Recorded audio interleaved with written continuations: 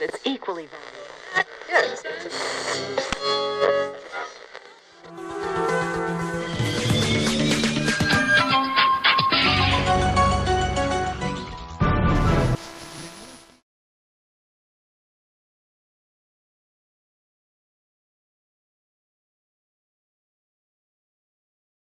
Hola, soy José Miguel Ortega, periodista vallisoletano. Todo el mundo me relaciona fundamentalmente con el deporte. Son muchos años metido en la información deportiva, tanto en prensa como en radio como en televisión. Pero también quiero que quede constancia de que no solo me ha interesado el deporte, sino otros aspectos de la ciudad. Por encima de todo, es mi ciudad, Valladolid, y mi deporte y mi profesión lo que quiero que quede muy claro a lo largo de esta oportunidad que me da Tribuna de Valladolid de ponerme en contacto con la gente. José Miguel Ortega ha sido todo un referente en la radio de Valladolid. Desde sus comienzos en la voz de Valladolid impregnó un estilo propio que creó escuela. Su rigor informativo, su equilibrio, le dieron una personalidad única que hicieron de Josito Ortega un líder indiscutible en las ondas. Deporte por encima de todo, con el ciclismo como disciplina en la que nos deleitó durante, atención, 24 vueltas a España, 18 Tours de Francia, 10 Giros de Italia y 14 campeonatos del mundo repartidos entre Radio Cadena Española y Radio Nacional de España. Es también autor de libros sobre el deporte vallisoletano y otros sobre Valladolid, ciudad de la que presume y que le ha reconocido su talento nombrándole cronista deportivo oficial. Estamos ante todo un número uno. La verdad es que yo me di cuenta de que no servía para la enseñanza apenas un año después de estar en la escuela.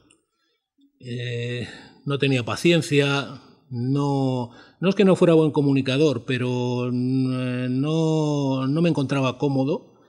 Y de esto se dio cuenta un profesor mío, que no era el catedrático, era el profesor adjunto de literatura, que era periodista del diario regional, Leandro Pérez, y ese fue el primero que se dio cuenta de que yo allí estaba perdiendo el tiempo. Lo que pasa es que yo le había prometido a mi madre que iba a acabar magisterio, porque ella siempre dijo, esto seguro, lo otro es una... Porque yo ya había hablado de la posibilidad de hacer periodismo. Me dijo, eso es una quimera, lo mejor es que hagas magisterio. Acabé magisterio, aprobé la carrera, pero enseguida le hice caso a Leandro Pérez, que quiso llevarme al diario regional, pero en ese momento no había plaza y entonces acabé en el periódico Libertad. Empecé haciendo deporte porque yo había sido un deportista de cierto nivel aquí en Valladolid, había hecho atletismo. Yo creo que de los 3 deportes que practiqué, el atletismo era para lo que mejor dotado estaba, pero me dispersaba mucho porque jugaba baloncesto. Estuve 2 años en el Águilas y otros 2 en el Castilla, jugando en Segunda División Nacional. Y luego ya en la Mili también hicimos un muy buen equipo de balonmano, porque había gente de otras regiones. Esto era la 5ª región aérea atlántica, que tenía gente de Santander, de Palencia, en fin, era de San Sebastián, me parece que también había. Y teníamos un muy buen equipo y quedamos campeones de España de balonmano en San Javier. Pero, claro, era un deporte amateur totalmente, con eso no podías pensar entonces en poder vivir. Así que cuando me propusieron la posibilidad de hacer lo que yo quería, porque desde pequeño había soñado con esto, yo cuando era un niño retransmitía carreras ciclistas y partidos me imaginaba yo, partidos de fútbol, y entonces pues vi la posibilidad de que aquel sueño se hiciera realidad.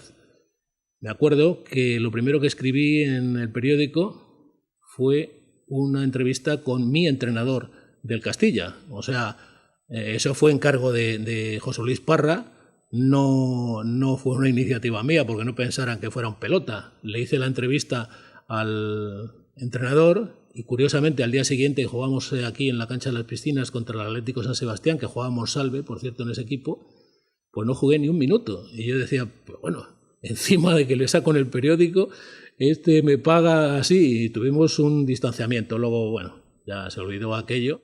Yo siempre empecé haciendo deporte en el periódico, pero lo simultaneaba a lo largo de los años que estuve en el periódico con otras informaciones.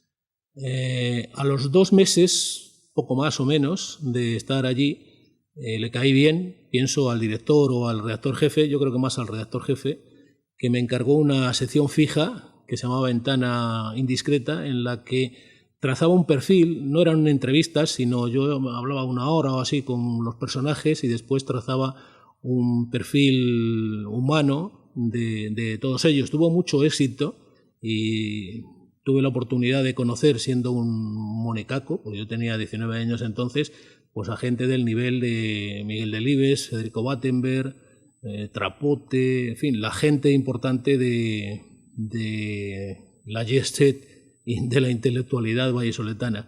La verdad es que yo siempre he pensado que tuve demasiada fortuna por esa opción que me dieron de trabajar desde el principio.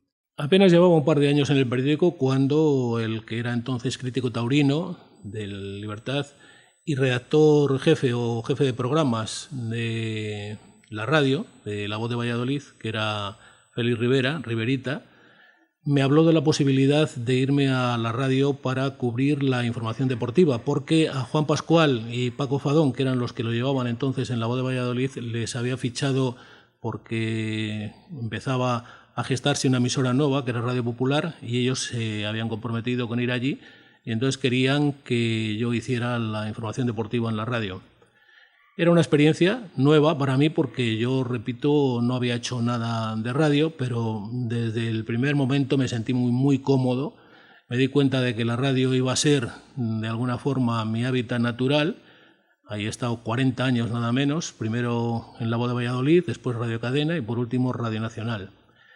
Yo me encontré con que el periodismo deportivo en radio era muy flojo. No quiero hablar mal de mis colegas de entonces porque sería injusto. Ellos hacían lo que era la costumbre. Leían los periódicos por la mañana y más o menos comentaban las noticias que venían en los periódicos, que era una información un poco más especializada. Yo eso no me parecía interesante. Traté de poner lo que yo pensaba que podría dar más juego. Conseguí primero media hora de programa y después 1 hora. Y sobre todo, yo creo que lo que conseguí es que al poder establecido, es decir, a la directiva fundamentalmente del Real Valladolid, porque el fútbol era entonces también el deporte pues rey también en la información, pues se le diera un poquito de caña. Entonces les daba mucha coba y yo fui un poco el enfant terrible que llega para meterse con el que entonces era presidente del Real Valladolid, que era Antonio Alfonso.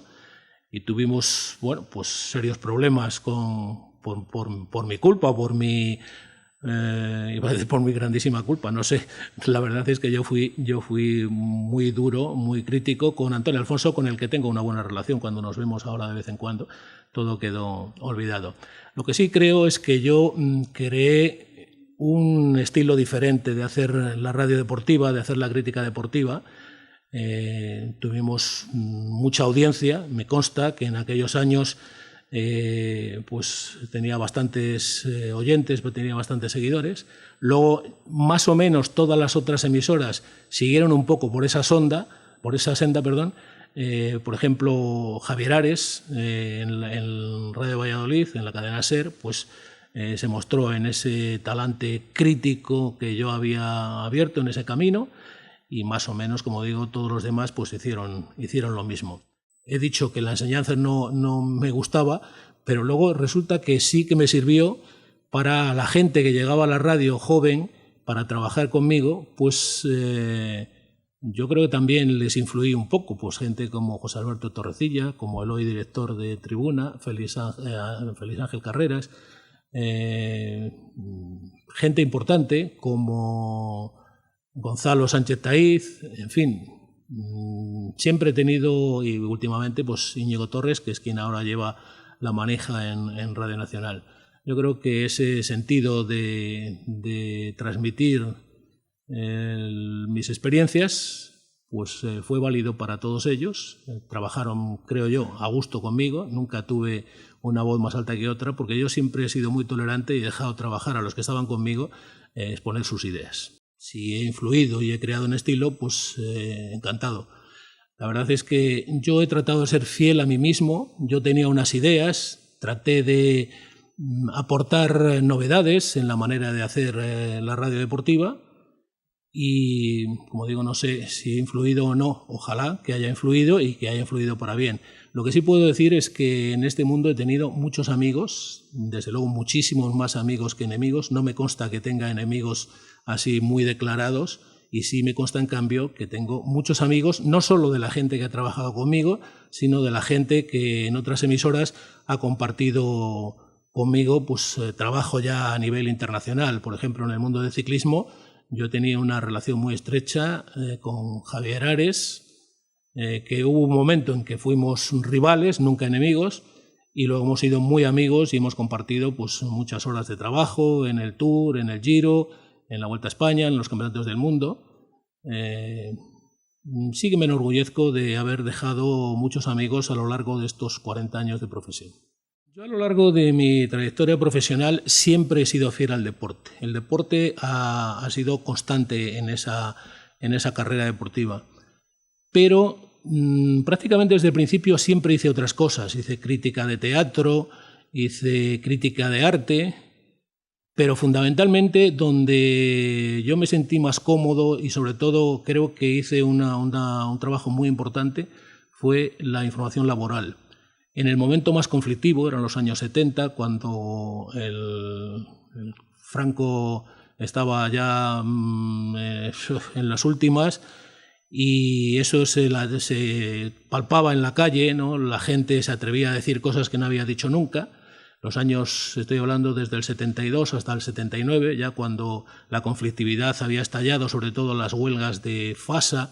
Yo tuve la habilidad de hacerme creíble tanto para un sector como para otro. Te puedo decir que yo fui el mediador que puso fin a una huelga de basuras tremenda que hubo en ferias.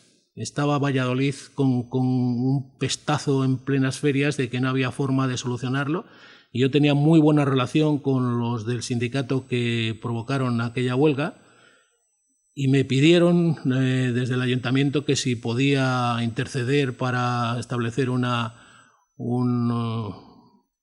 reunión de la que salió por fin un acuerdo.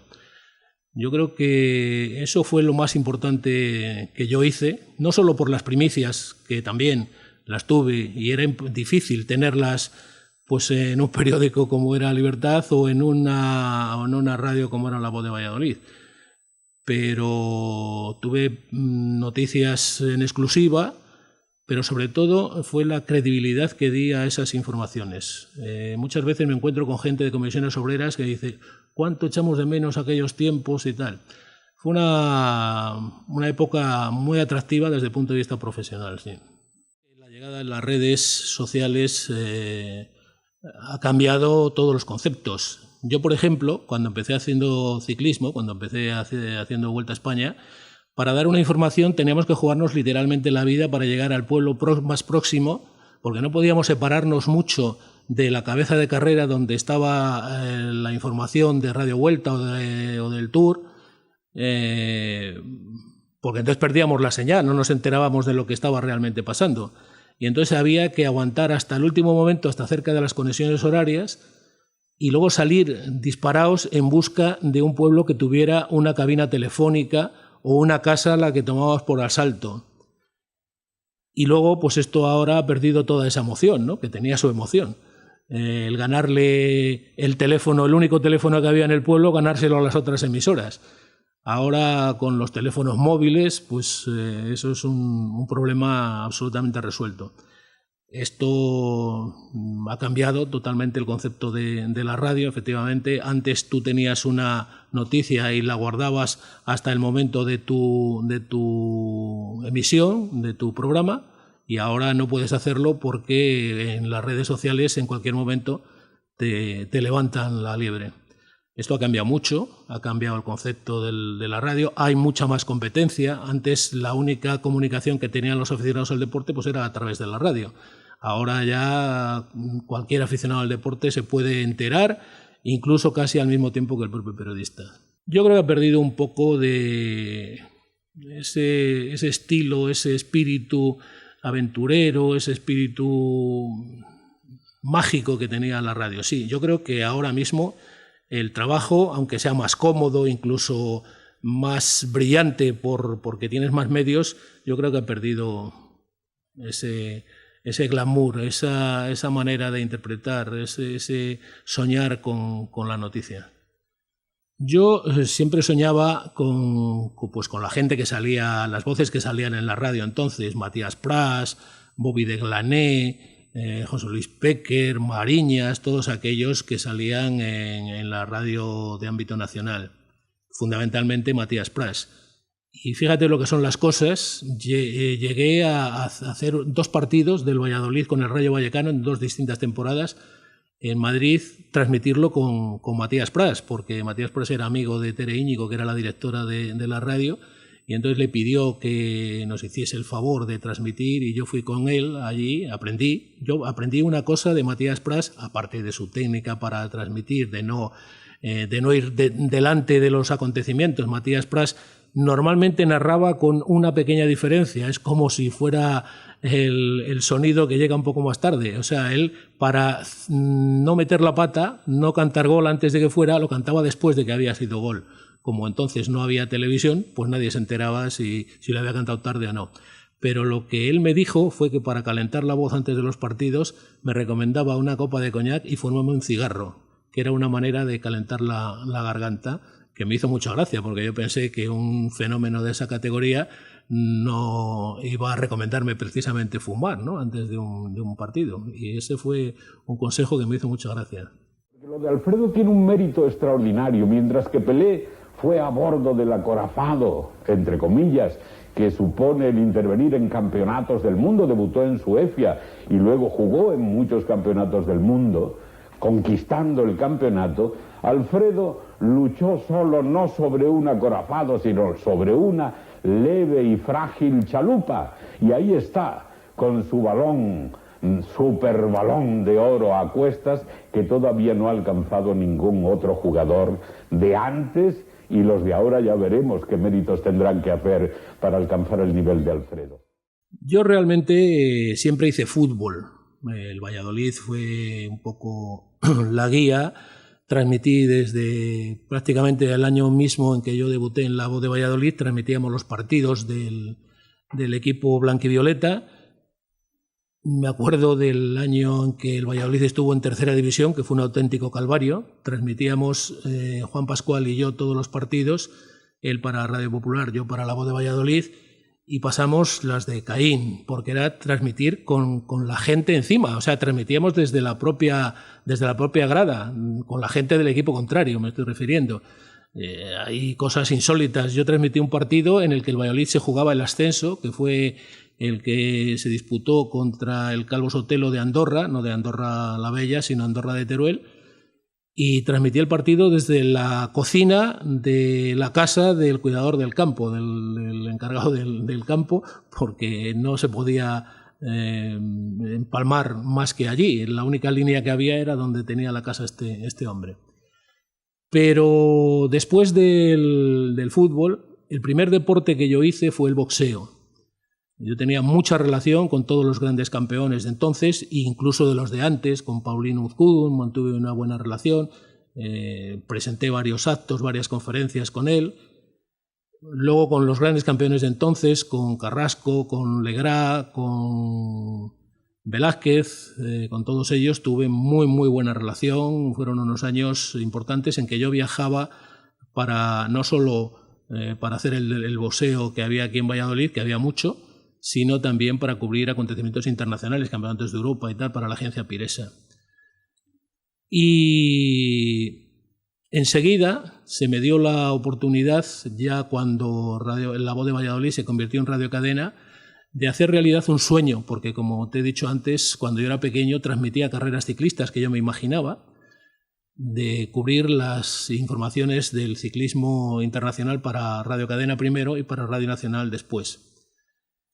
Son 24 vueltas a España, 24 para la radio, pero yo ya había hecho información en la Vuelta a España en años anteriores, antes de que existiera Radio Cadena.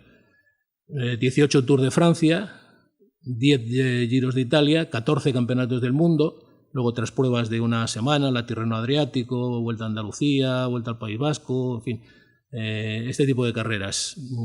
La verdad es que me siento un privilegiado porque no solo he tenido la oportunidad de hablar de los que eran sin duda alguna mis ídolos, sino también de conocer a fondo, mucho mejor que los propios franceses, que los propios españoles, que los propios italianos, el país.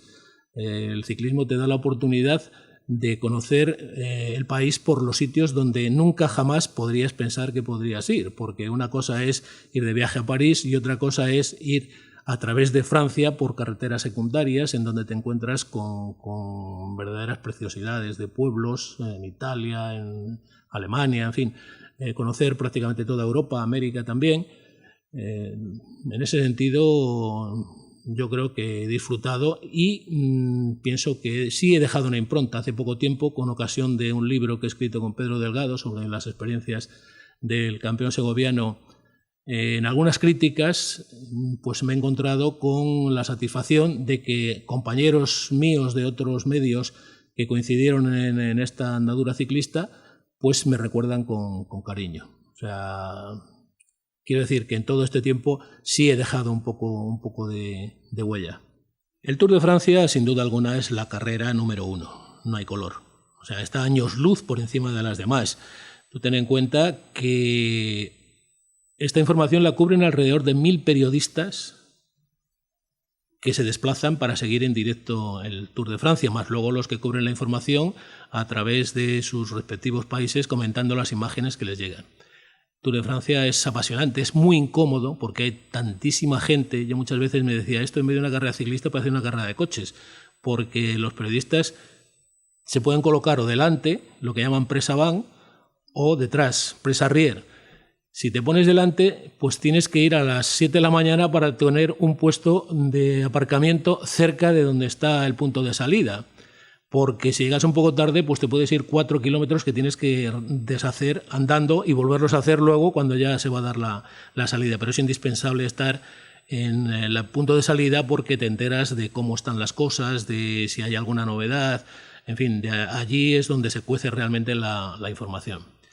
El Tour es muy exigente, duermes muy poco, los desplazamientos después de la carrera, después de cada etapa, hasta el hotel, pues pueden ser de 100 kilómetros, 100 y pico kilómetros. Si la carrera, la etapa acaba en una montaña, el bajar te puede tener 2 o 3 horas. Afortunadamente ya en los últimos años la policía se encargaba de abrir paso para los periodistas, pero al principio había que bajar con la gente, era verdaderamente extenuante, ¿no? Las etapas en el Tour de Francia, pero aún así es consciente uno de que aquello es otro mundo. El Giro es todo lo contrario, todo es amabilidad, allí no pasa nada, yo me acuerdo de una etapa en Trento, que era la etapa más importante de aquel Giro, porque había que pasar el Gavia y había nevado en el Gavia y allí empezaron a decir que no se podía pasar, y resulta que decidieron suspender la etapa así por el artículo 27 y allí unos se enteraron, otros no, los equipos se fueron y cuando estábamos tomando un café aparece un corredor del equipo 7-Eleven, que era el equipo norteamericano, que era un corredor mexicano que se llamaba Arroyo, que parecía Calimero, era pequeñito y moreno y con un casco blanco, y aparece el hombre medio llorando, oiga señor, que me han dicho que usted es español, que me entiende, por favor lléveme, que me han dejado aquí, llorando a moco tendido, que me han dejado aquí mis compañeros y tal, no se han dado cuenta. Y yo no podía, este me está tomando el pelo, ¿cómo le van a dejar aquí al pobre hombre? Pero era el único que no era norteamericano en aquel equipo, que el capitán era Andrew Hamstin. y me dio tanta pena que le tuvimos que llevar, y me decía el técnico que venía conmigo, pero ¿cómo lo vas a llamar, tío? Pero estos tíos, ¿dónde viven? Y miramos allí en la hoja de ruta, en el libro de ruta donde ponen los hoteles, y estaban a 200 kilómetros de donde estábamos nosotros. Y el otro se me puso de rodillas el arroyo, por favor, no me deje, y le tuvimos que llevar al pobre hombre a su hotel, y no se habían dado cuenta hasta que le dejamos en el hotel de que faltaba el pobre Calimero. Eso da idea de cómo es el Giro de Italia, ¿no? Allí nunca pasa nada, todo es amabilidad. Yo siempre he dicho que esa carrera, en vez de cobrar dinero, yo pagaría dinero por ir, porque todo son facilidades, y normalmente tienes la oportunidad de disfrutar de un país tan hermoso como es Italia, además tan parecido, la idiosincrasia de los italianos es tan parecida a la nuestra. Lo que pasa es que el Giro se corre en el mes de mayo, y ahí te encuentras muchas veces con un tiempo tremendo. Ha habido etapas con unas nevadas. Me acuerdo una que hubo que abrir el Gavia, que hasta el último momento no se sabía si se iba a poder celebrar, porque había 2 metros de nieve, y tuvieron los quitanieves que abrir el camino.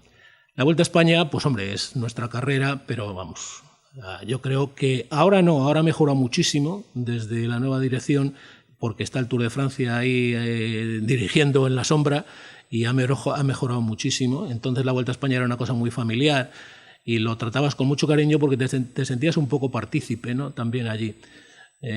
Ahí Juan Manuel Gozalo, cuando yo estaba en Radio Cadena y él en Radio Nacional, hicimos una amistad, yo le echaba una mano en algunos aspectos, y él me lo quiso pagar pues depositando mi confianza, nombrándome pues el jefe de ciclismo, la voz del ciclismo en la radio pública.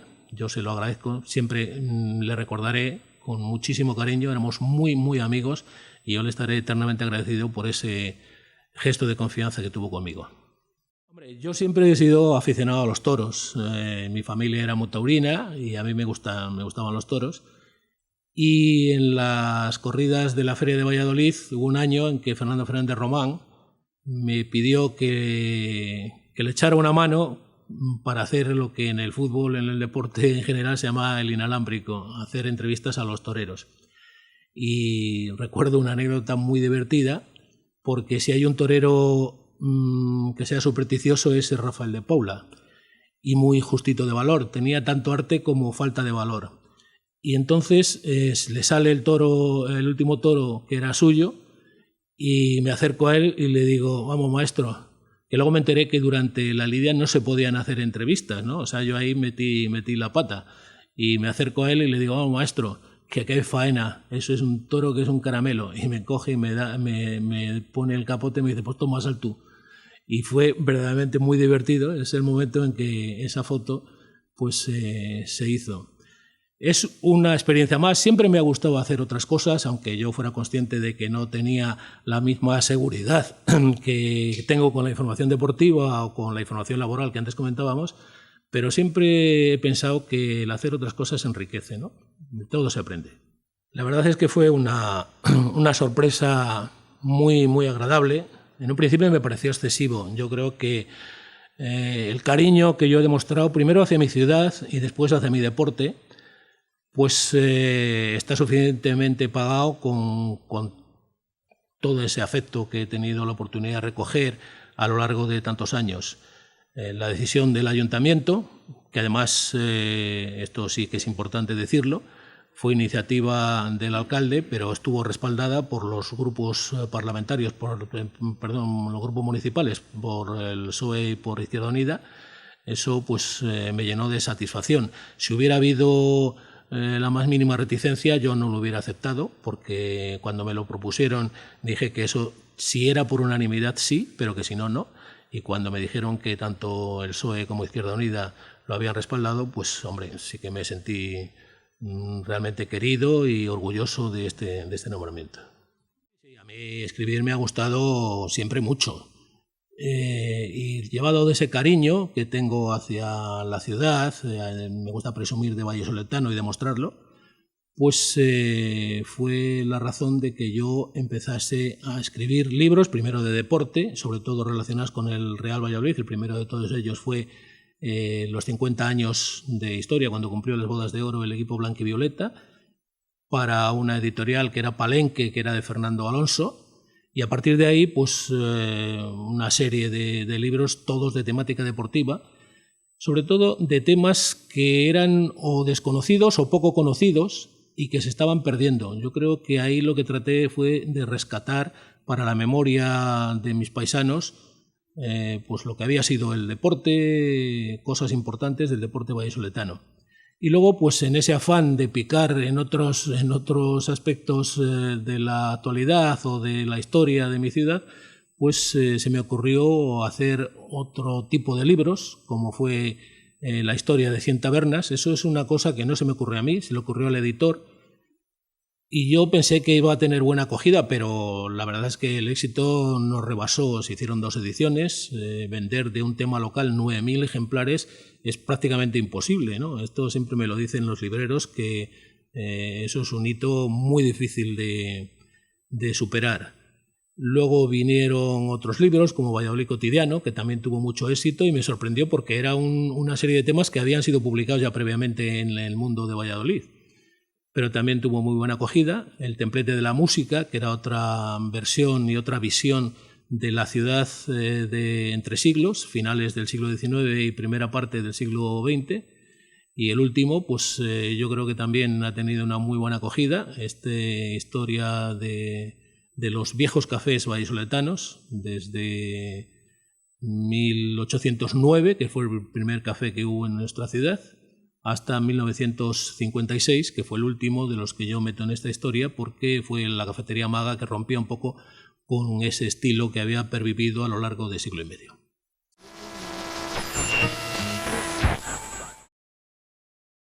La sintonía de comienzo de las transmisiones de ciclismo, sobre todo estando en el extranjero, te ponía mariposas en el estómago. Pues la victoria de Pedro Delgado, los 5 triunfos consecutivos de Indurain en el Tour de Francia, no estábamos acostumbrados a tanto éxito. Pues ya que estamos hablando de ciclismo, una muy curiosa que demuestra la calidad humana de Indurain. Me dio un cólico nefrítico en el Tour de Francia en una etapa tremenda porque había acabado en el Mont Ventoux, que es donde parece que falta el oxígeno, no parece, se nota que te falta el oxígeno, y estábamos después de la etapa en el mismo hotel. Entonces yo me fui a ver al médico de Banesto, que era Sabino Padilla, y me dijo que tenía que ingresar en un hospital, que tenía un cólico nefrítico tremendo, pues no hacía más que vomitar. Y le dije que no, que bajo ningún concepto me iba a un hospital porque me perdía ya el resto del tour, y le dije que me pusiera lo que fuese. Y entonces me puso buscapina en vena, y el que estuvo sosteniendo el gotero pues era Miguel Indurain, que era entonces líder del Tour de Francia, porque lo hicimos en su habitación. El Real Valladolid, campeón de la Copa del Rey, disputó 2 finales, las perdió ambas.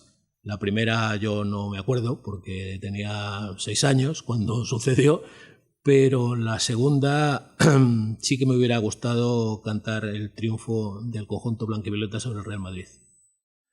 Un sueño y una pasión.